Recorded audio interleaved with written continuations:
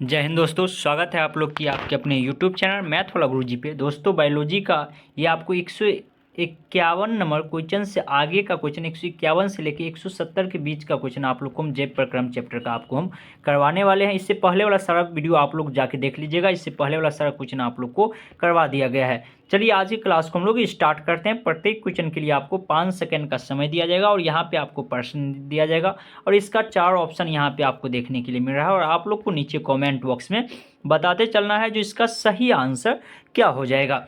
तो चलिए यहाँ पे प्रश्न दिया गया है, खनिज लवणों का अवशोषण पौधे किस रूप में करते हैं, किस रूप में करते हैं और 4 ऑप्शन है, आप लोग को नीचे कमेंट बॉक्स में बताना है। अगर आप पढ़े होंगे तो आप आसानी से नीचे कमेंट बॉक्स में बताइएगा। सिर्फ आपको वीडियो नहीं देखना है, आपको नीचे कमेंट बॉक्स में भी बताना है। साथ में अगर वीडियो को अभी तक आप लोग लाइक नहीं किए हैं तो लाइक कर दीजिएगा और चैनल पर अगर आप लोग पहली बार आए हैं तो चैनल को सब्सक्राइब करके बेल आइकन ऑल कर लीजिएगा। तो इसका बिल्कुल सही आंसर हो जाएगा ऑप्शन नंबर सी, आयन के रूप में। खनिज लवण का अवशोषण पौधे किस रूप में करते हैं, तो आयन के रूप में करते हैं। चलिए आगे के प्रश्न आप लोग के स्क्रीन पे देखने के लिए मिल रहा होगा, जो कि कहा गया यहाँ पे रक्तचाप मापने की विशेष उपकरण को क्या कहते हैं, क्या कहलाते हैं, यानी कि जो रक्तचाप को मापते हैं उस उपकरण को हम लोग क्या कहते हैं, यानी कि वह क्या कहलाता है। और 4 ऑप्शन आपको दिया गया, आप लोग नीचे कमेंट बॉक्स में बताइएगा हमको इसका सही ऑप्शन कौन सा हो जाएगा, सही आंसर।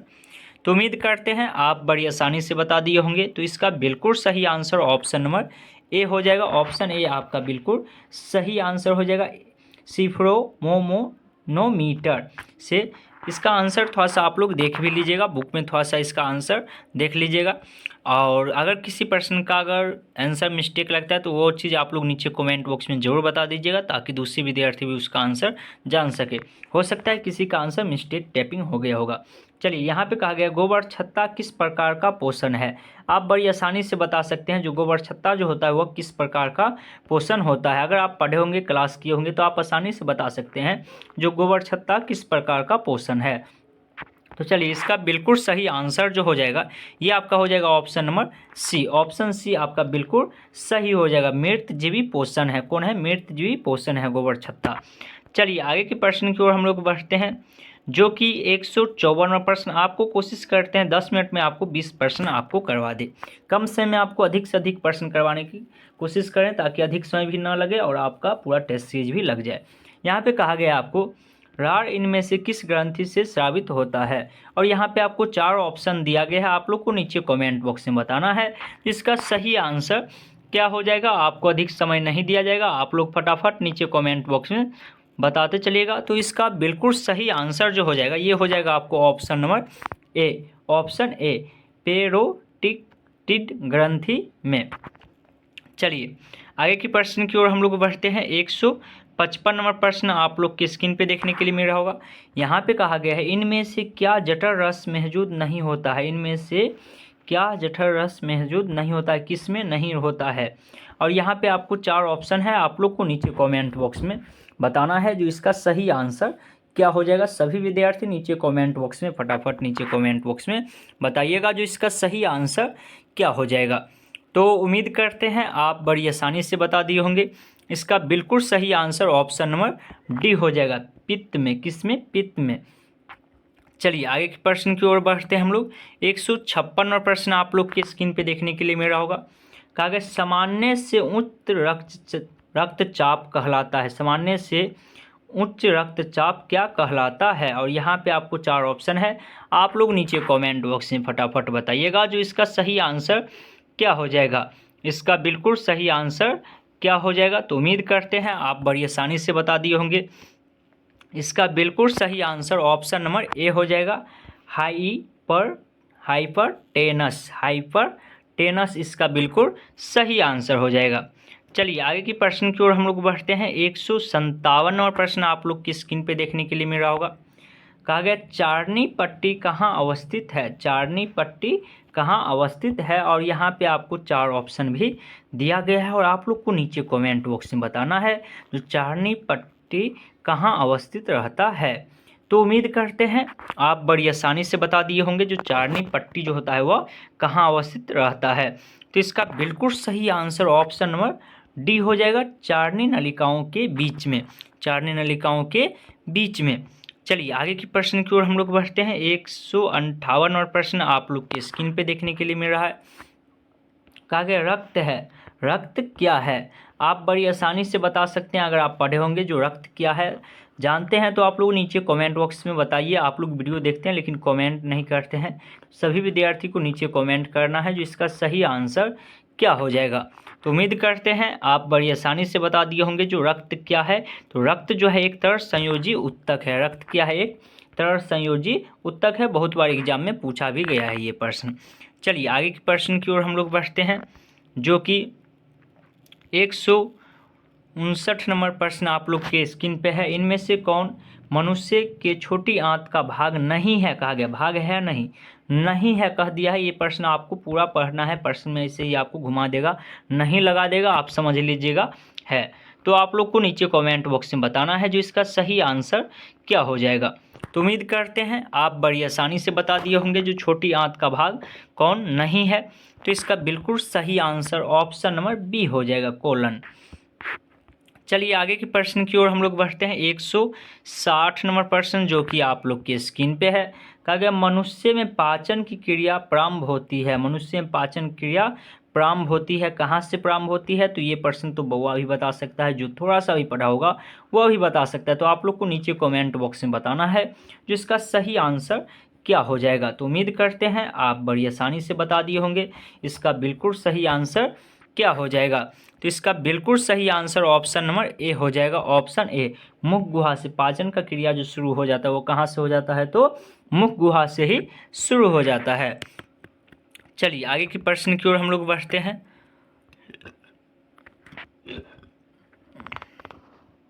कहा गया है इनमें कौन अमाशय ग्रंथि या जठर ग्रंथि का भाग नहीं है? यहाँ पर भी लगा दिया है नहीं है, और 4 ऑप्शन आपको दिया गया है। आपको ये नहीं है पर ध्यान देना है। इसका मतलब है 3 गो होगा, एक नहीं होगा। तो आप लोग ये मत समझ लीजिएगा कौन भाग है, तो आपको फिर कन्फ्यूजन हो जाएगा। तो आप बड़ी आसानी से बता दिए होंगे जो इसका बिल्कुल सही आंसर ऑप्शन नंबर सी हो जाएगा, मूल पितृवाहिनी। मूल पितृवाहिनी जो है वो अमाशय ग्रंथि या जठर ग्रंथि का भाग नहीं है। चलिए आगे की प्रश्न की ओर हम लोग बढ़ते हैं। 162वां प्रश्न जो कि आप लोग की स्क्रीन पे है। कहा गया रक्त प्लाज्मा में निम्नांकित किसकी मात्रा सबसे अधिक होती है? किसकी मात्रा जो है रक्त प्लाज्मा में सबसे अधिक होती है? और यहाँ पे आपको 4 ऑप्शन दिया गया है। आप लोग को नीचे कमेंट बॉक्स में बताना है जो इसका सही आंसर क्या हो जाएगा। तो उम्मीद करते हैं आप बड़ी आसानी से बता दिए होंगे जो रक्त प्लाज्मा निम्नांकित में से सबसे अधिक मात्रा किस में होता है? तो इसका बिल्कुल सही आंसर ऑप्शन नंबर डी हो जाएगा, जल की। किसकी होती है? जल की। चलिए आगे के प्रश्न की ओर हम लोग बढ़ते हैं। 163वां प्रश्न आप लोग की स्क्रीन पे है। कहा गया सीरम, सीरम कहलाती है, सीरम क्या कहलाती है? यहाँ पे आपको 4 ऑप्शन दिया हुआ है। आप लोग नीचे कमेंट बॉक्स में बता सकते हैं जो सीरम क्या कहलाती है। उम्मीद करते हैं आप बड़ी आसानी से बता दिए होंगे। इसका बिल्कुल सही आंसर ऑप्शन नंबर बी हो जाएगा, ऑप्शन नंबर बी, फाइब्रिनोजेन रहित प्लाज्मा। थोड़ा सा वर्ड है, हार्ड वर्ड दिया हुआ है, इंग्लिश वर्ड को हिंदी किया गया। यहाँ पे 164वां प्रश्न है। छोटी आंत में भोजन का पाचन पूर्ण होने के बाद वह क्या कहलाती है? क्या कहलाती है? और यहाँ पे आपको 4 ऑप्शन दिया हुआ है। आप बड़ी आसानी से इसको बता सकते हैं जो इसका सही आंसर क्या हो जाएगा। तो उम्मीद करते हैं आप लोग बता चुके होंगे। इसका बिल्कुल सही आंसर ऑप्शन नंबर डी हो जाएगा, चाइनर। लेकिन नहीं, इसका होना चाहिए छोटी आंत में भोजन का पाचन पूर्ण होने के बाद क्या कहलाती, मल होना चाहिए। आप लोग देख लीजिएगा थोड़ा सा बुक में। चलिए आगे की प्रश्न की ओर हम लोग बढ़ते हैं। 165वां प्रश्न जो कि आप लोग के स्क्रीन पे देखने के लिए मिल रहा है। कहा गया निम्न किस रचना की मदद से अमीबा अपना भोजन ग्रहण करता है? अमीबा जो है अपना भोजन किस रचना की मदद से ग्रहण करता है? तो आप बड़ी आसानी से इसका भी बता सकते हैं, एक चैप्टर में आप लोग पढ़े हुए हैं। तो उम्मीद करते हैं आप बता चुके होंगे इसका सही आंसर क्या हो जाएगा। आप लोग कमेंट बॉक्स खोल के रखिए और नीचे कमेंट में बताते चलिए।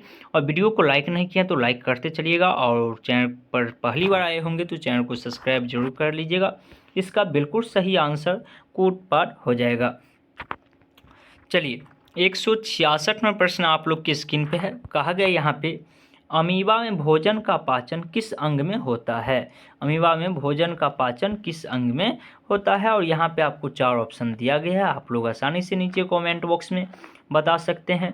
तो उम्मीद करते हैं आप बता दिए होंगे, आपको अधिक समय नहीं दिया जा रहा है, आप लोग बताते चलिएगा। इसका बिल्कुल सही आंसर हो जाएगा ऑप्शन नंबर डी, भोजन राजधानी में।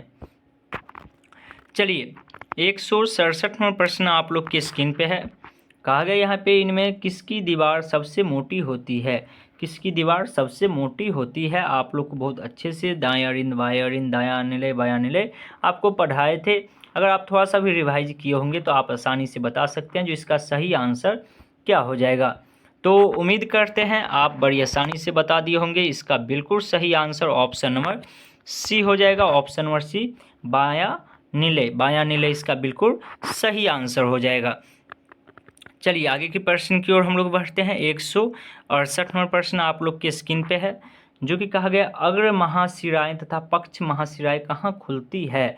कहाँ खुलती है। आप पढ़े होंगे तो आसानी से बता सकते हैं। फटाफट सभी विद्यार्थी नीचे कमेंट बॉक्स में बताइए जो अग्र महाशिरा और पक्ष महाशिरा कहाँ खुलती है। तो उम्मीद करते हैं आप बड़ी आसानी से बता दिए होंगे। इसका बिल्कुल सही आंसर ऑप्शन नंबर डी हो जाएगा, दायां अलिंद में। कहाँ खुलती है, दायां अलिंद में खुलती है। चलिए आगे के प्रश्न की ओर बढ़ते हैं। 169वां प्रश्न आप लोग के स्क्रीन पे है। कहा गया पैरामीशियम में भोजन का अंतःग्रहण शरीर की किस रचना से होती है। शरीर की किस रचना से होती है, और यहाँ पे आपको 4 ऑप्शन दिया गया है। आप लोग को नीचे कमेंट बॉक्स में बताना है जिसका किस रचना से होती है। तो उम्मीद करते हैं आप लोग बता चुके होंगे। आपको हम बोले थे 10 मिनट में करवाने वाले हैं, 1 से 2 मिनट ज़्यादा जाएगा, लेकिन 10 मिनट में कोशिश किए हैं जो आपको फास्ट में ले चले, और आपको करवा दिए हैं 20%, जो कि इसका बिल्कुल सही आंसर ऑप्शन नंबर सी हो जाएगा, कोशिका मुख से। चलिए लास्ट क्वेश्चन आज के सेशन का, और आप लोग को बताना है अब जो 170 में से आपका कितना सही हुआ। इनमें से कौन मनुष्य के मुख गुहाएं पाई जाने वाली राड़ ग्रंथि नहीं है, और यहाँ पे आपको 4 ऑप्शन दिया गया है। आप लोग को नीचे कमेंट बॉक्स में बताना है, और आप लोग साथ में बताइएगा जो 20 में से आपका कितना सही हुआ है। वीडियो अच्छा लगा है तो वीडियो को लाइक नहीं किया तो लाइक कर दीजिएगा, और चैनल पर पहली बार आए होंगे तो चैनल को सब्सक्राइब करके बेल आइकन ऑल कर लीजिएगा। तो इसका बिल्कुल सही आंसर ऑप्शन नंबर ए हो जाएगा, अंगनाश से।